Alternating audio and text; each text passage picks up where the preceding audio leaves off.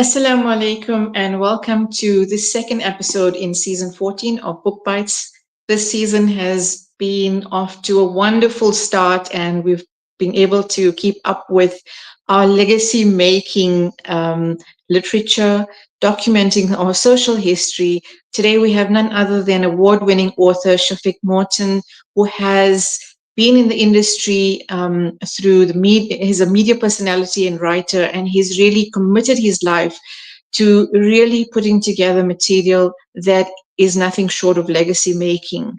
Along with OCAF South Africa, as part of their Leaders in Legacy project, his newest book, called The Circle of the Saints, documents for the first time in a comprehensive way the Kramats of the Cape Peninsula, and we'll be hearing more from him in a little while.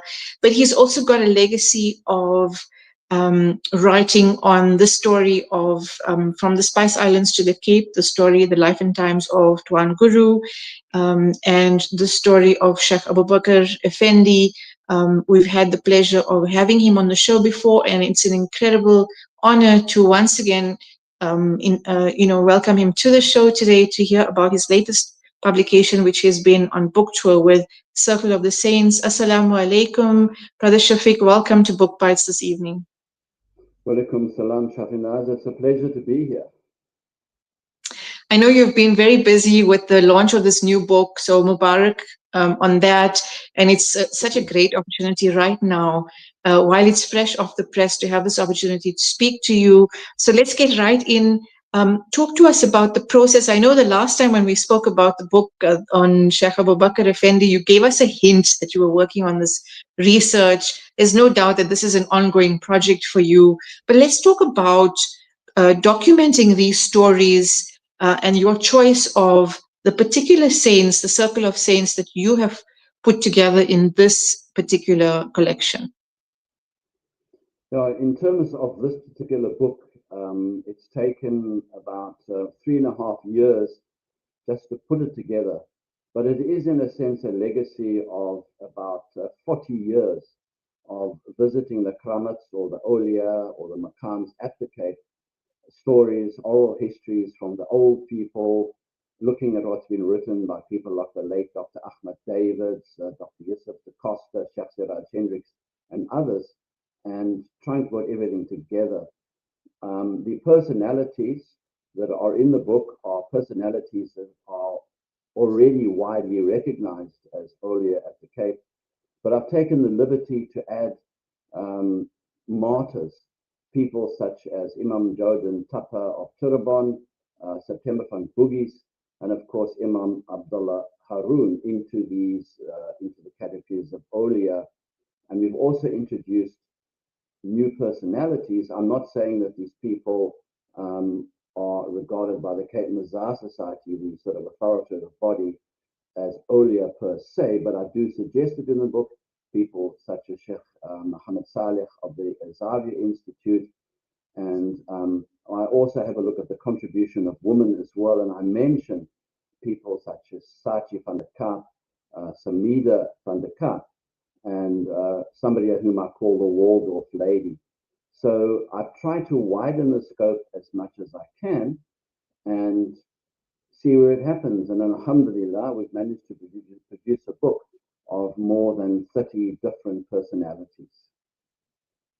I think it's an incredible accomplishment in terms of documenting these important personalities, describing the concept of sainthood and what it means to us as South Africans, and presenting this legacy in a documentary form for the sake of future generations as well. So it's an incredible accomplishment. Rumor has it, and we have heard, that there are almost 300 saints around the Cape Peninsula alone. Let's talk about this broad girth and how much of this is known and revered throughout the Mazar Society and beyond it. Well, it's actually difficult to say. I mean, I wouldn't know how many Awliya there are buried in the soil of Cape Town. It's really difficult to say.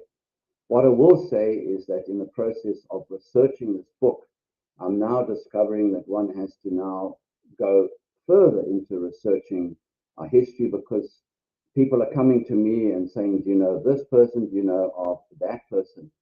It's always challenging because most of the time there is no archival evidence that you can actually go to. So it becomes fairly forensic. You have to look at family traditions. You have to try and look at social conditions at the Cape at the time, social conditions from where the people came from, were there any political uprisings, and you have to melt it all together and join the dots and create the narrative. So it's a challenging process, but yes, indeed, the soil of the Cape is special. And I do mention it in the book, and I've been telling audiences during the various launches we've had that Cape Town is blessed, the soil is blessed because there are descendants of Rasulullah sallallahu alaihi wasallam buried in the soil of Cape Town. For example, Sheikh Yusuf of Makassar is a Sayyid. He is a descendant. His father's title was Al-Hadrami Al-Alawi, which tells us that Sheikh Yusuf's father originated from Hadramaut and he was of Alawi descent. Then you've got Tuan Guru, Imam Abdullah bin Qadi Abdul Salam, a Sayyid. You've got Tuan Sayyid Alawi Al-Hibshi, buried in the town of Baru. You've got Sayyid Sulaiman bin Abdurrahman bin Rafai, buried in the mountains in Baines Kloof. You've got Sayyid Muhsin al-Aidurus, buried in Mowbray. You've got Sayyid Abdurrahim al-Iraqi, buried in Mowbray. And there are several other personalities as well who are also Sayyids, also descendants of the beloved Prophet, peace and blessings be upon him. And I think this creates an axis of spirituality, the fact that the soil is in a sense glittering with the nur of Rasulullah, the most beloved of mankind, and his legacy has been set here at the Cape. There's no doubt that a project of this nature is, as much as it's scholarly, it's a very spiritual project, certainly for you, legacy making and being able to document such important individuals. A lot of their stories relate back to persecution and the fight for justice and a kind of political persecution, where some of them were annexed to the Cape. Um, and then they aligned their struggles with the struggle of the people in the Cape, and the fight against colonialists. Let's talk about some of that, some of the political history that aligns from where they came and what that meant in terms of entrenching, the socialism of Islam in the Cape. Yeah, see, Shafinaaz, it is a geopolitical story that becomes a question of corporate settler colonialism, because the people who first colonized the Cape were the members of the Verenigde Oostelijke Company, very bad Dutch, the Dutch East India Company, who decided that the Cape would be a good watering station for ships traveling from the Indies to Europe and back again, 12,000 kilometers. And they decided that to stop the crews from getting sick from scurvy, etc., that the Cape would be a good watering point. I'm not going to go into further detail. We get the point. The thing is that in Indonesian archipelago, parts of India, Ceylon already, the Dutch had a very large presence, and their presence was an extractive one. They were there for the spice trade. They were there for the nutmeg, for the pepper, for the gold, for the fabrics, for the ceramics, all these things that they saw coming from the east, put onto their ships and sent to Europe, and where they would be able to sell these things at huge and massive profits. But all of this was done at the expense of the local population.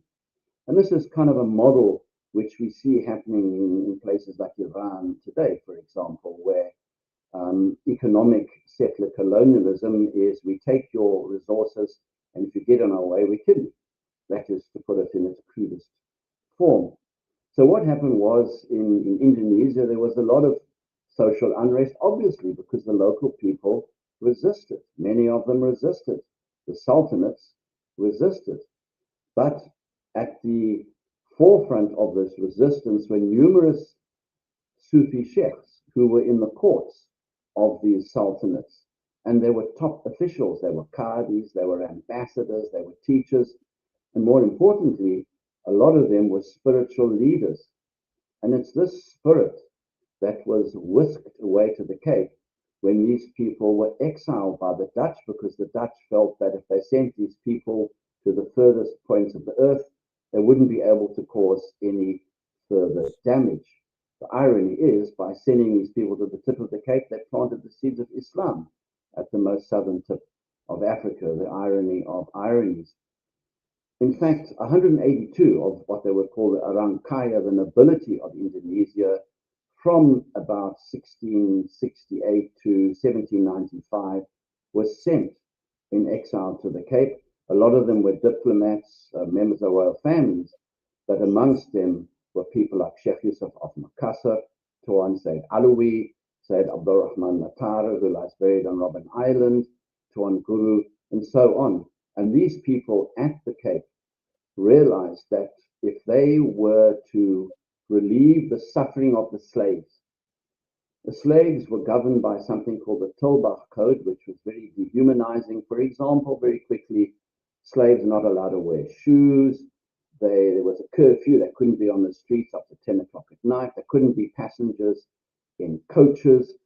If you, as a slave woman, had a child, the child would belong to your master. And of course, the punishments were extremely cruel. There was the wheel upon which you could be hung, your bones broken, and your hands could be cut off, your skin could be torn off from you with hot pincers, etc. So life was grim. So what these people did, these people who became Olia, they were men of God, they were pious, they were courageous, um, they were justice loving, and they were compassionate. So what they did, they became comforters to the slaves at the Cape. And the way that they could comfort them was through spirituality and through Islam. And the imams of the day used to tell the slaves, we know that you're suffering in the dunya, we know you're suffering in the material world, but brothers and sisters, don't despair, because in the afterlife you will be free. In so many ways, their method took from the way that Islam had spread from the beginning of you know, from the time of the first Muslims, and they took on that. Let's talk about the concept of sainthood, especially in what it means in South African Muslim society, taking from research like this and the examples of our local saints. You see, Nubuwa or prophethood is a status given to 124,000 messengers, because that's what a prophet or Rasul or Nabi is. They are human personalities who we regard as masoom or infallible, and they are granted the rahmah of being able to perform miracles or mu'ajizat. A saint or wali is regarded as a friend of Allah. But as a friend of Allah, a saint is still a human being and is still subject to the frailties of being a human being. So a saint is not a perfect personality as a prophet is. But at the same time, there's a hadith Qudsi, which tells us that if we declare on a wali of Allah Almighty, Allah Almighty will declare war on us.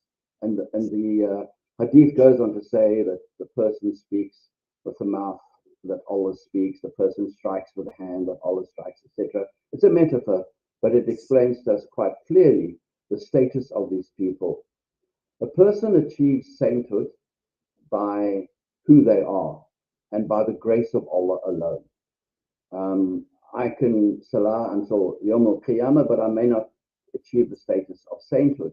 And people can become saints through their generosity, through their compassion, through their love of education, for standing up for justice, by being a shaheed, by being a martyr, etc., etc., etc. So it's people who show outstanding human characteristics. And at the Cape, you will discover that all the shuyukh that came here, they shared common characteristics. And this is what came up through research. Number one, they were pious. Number two, they were extremely courageous.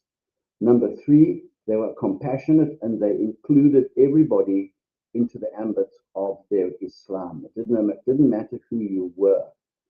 They were also major educators. They believed in education. People like Tuan Guru, for example, saw education as a way to liberty. Sheikh Mohammed Saleh Hendricks later on saw education, for example, as a way for women to liberate themselves within society. So this is something that is a theme that goes through all of these personalities. Some of them, such as Sheikh Yusuf, would display what we would call karama, which are saintly miracles. For example, when he was on the footboot on his way to the Cape, the ship ran out of drinking water, which is a disaster if you're at sea, because in hot weather, 3 to 4 days no water, you are surely going to die. Sheikh Yusuf makes a dua and he asks the sailors on the ship to dip him into his ankle into the ocean. Then he tells the sailors, put your bucket in the sea, and they put the bucket in the sea and the water is fresh. There are oral traditions that there were certain crew members of that ship who, on the strength of Sheikh Yusuf's karama, actually embraced Islam. I cannot prove this archivally, but oral tradition and oral evidence points to a number of people on the ship embracing Islam. But that is just an anecdotal example of what I'm referring to. Tuan Guru walking through the marketplace one day, and he asks one of the white farmers, what's in your sack? And it was potatoes in the sack, and the white farmer is very angry that this lowly man, whom he regarded as a lowly man, should ask him a pertinent question. So he said stones. Tuan Guru tapped the sack with his stick and walked on. And later on, when the farmer emptied his sacks, they were indeed stones. So there's lots of stories like that which reinforce the idea that these were very, very special people. There's no doubt that the love and reverence for the shiur goes beyond the Muslim community. I think there's a kind of a heritage understanding and respect that extends throughout not just the Western Cape, but beyond into the country. What is the city of Cape Town and the Heritage Society? What are they doing to ensure that these legacies and that these karamats are kept, taken care of? And is there a broader sense of taking care and looking after and maintaining these sites? The Cape Mazar Society very bravely and with massive industry maintains most of these kramats. And through extremely hard work, they have convinced the heritage agencies to declare a number of the kramats as heritage sites. So, for example, Sheikh Yusuf's kramat in Makassar is a heritage site. The site of Sheikh Hassan Ghaibi Shah on Signal Hill is a heritage site. Tuan Kapiti Lowe's grave there is also a heritage site.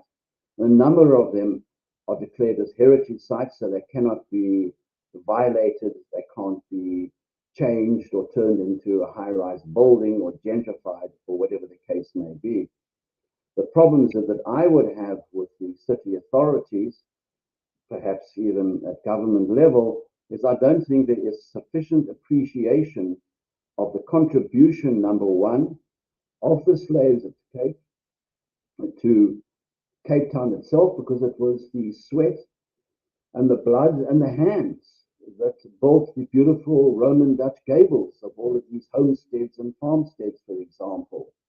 And it was the slaves who toiled in the fields and made sure that the Cape actually was operational.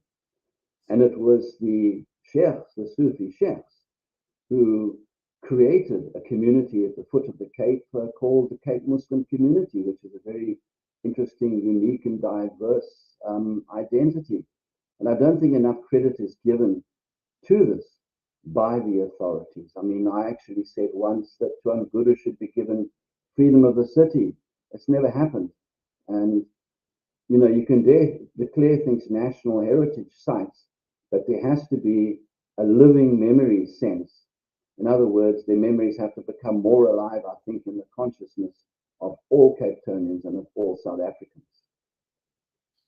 I think when we refer back also to a lot of apartheid struggle history that's been written, there's constant mention of the Karamat on Robben Island and the kind of inspiration that inmates drew from there. So, I mean, there's without doubt a very strong link in our history and in the inspiration and motivation against oppression and in the fight for justice between the saints, between the Kramats, and our own struggle in the anti-apartheid movement. I mean, the point is, number one, said Abdurrahman Matara, Nelson Mandela himself says this, and the Nelson Mandela Foundation has got a record of this, that he was allowed to sit in the Kramat and he used to feel great peace and great solace when he was sitting in the Kramat there. Other political prisoners that I spoke to, like the late Rafiq Rahman, etc., agreed to this. And interestingly, the late Imam Mani Basir used to supply the prisoners with food. And sometimes when people would visit the Kramat, they'd leave food there. And then the prisoners would be able to snatch a samosa or two under the noses of the prison guards. But I mean, Said Abdurrahman Matara is a classic case of somebody struggling for justice, dying on Robben Island. But all of these shuyukh um, were freedom fighters, but they were clever in the sense that they realized that if they lifted a sword against the Dutch, their lives would be over very quickly. So what they did was they realized that the sword, Sufism or spirituality, could be practiced in secret in and around the mountains of Cape Town. This they did because the Statute of India, for example, banned Islam from being practiced in public places to the extent where at a certain stage, if you propagated Islam too vigorously, the authorities had they could actually even take your life. That's how serious it was.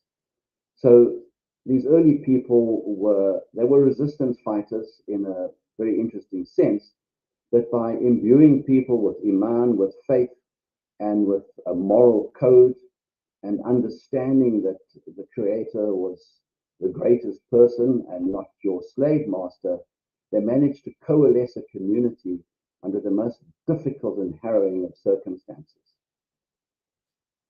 I want to be a little controversial here and hopefully in a positive way. You've written about somebody who embodies this concept of, I don't think you'll take lightly to me saying sainthood, but somebody who fights against justice, who is a humanitarian, who has done so much in the face of ongoing persecution. And that is none other than Dr. Imtiaz Sooliman. You've written the book on Gift of the Givers, A Mercy to Mankind. And let's talk about that example for our modern day experience in the face of such persecution, in the face of a world really on its, turned topsy-turvy in terms of the forces of evil overriding so much of the work that is being done around the world and the kind of persecution this individual faces. Let's talk a little bit about him as an inspiration. You have written his biography and what it Yes. means that we have a split society where pockets of society are still on the side of evil and will dare to kind of persecute the kind of work that he does and the celebration that he experiences from scholarship, from academic and other institutions. Dr. Imtiaz is, I would say, a living example of what we are discussing. He really is. I've known him for more than 30 years, and today he's still the same person I knew 30 years ago. He's still the same humble person. He doesn't have any ego. And all the ulama you will find who achieve the status of wilaya, they do away with their nafs or their ego. For them, it's going forward in terms of the cause that they are following. And it becomes a question of focus, of sumud, of steadfastness. And that is exactly what the early pioneers did, and exactly what Dr. Suleiman is doing today. You're not going to shake him off his focus, and his focus is on humanity, not just Muslims, on humanity, which was the same focus that the early Sufi sheikhs had. And it's through this constancy that you achieve status, and people start to recognize you as somebody who can do good. And Dr. Imtiaz has said many times that that light attracts light, and I think this is the case. But dark forces don't like light, and they will do anything to extinguish that light. And this is exactly what is happening to Dr. Imtiaz, particularly with the UCT saga, will call it that, where people are trying to trip him up. But again, it's ironical because the more you try to trip up a good person on a good path, the more they succeed. And the first time round that these people attacked Dr. Imtiaz, the donations to give to the givers just increased. The barakah and the rahmah just increased. So at the end of the proverbial day, if you're fighting good forces, you are going to lose eventually. And we have to salute people who've got the courage to stand up for truth and to be consistent with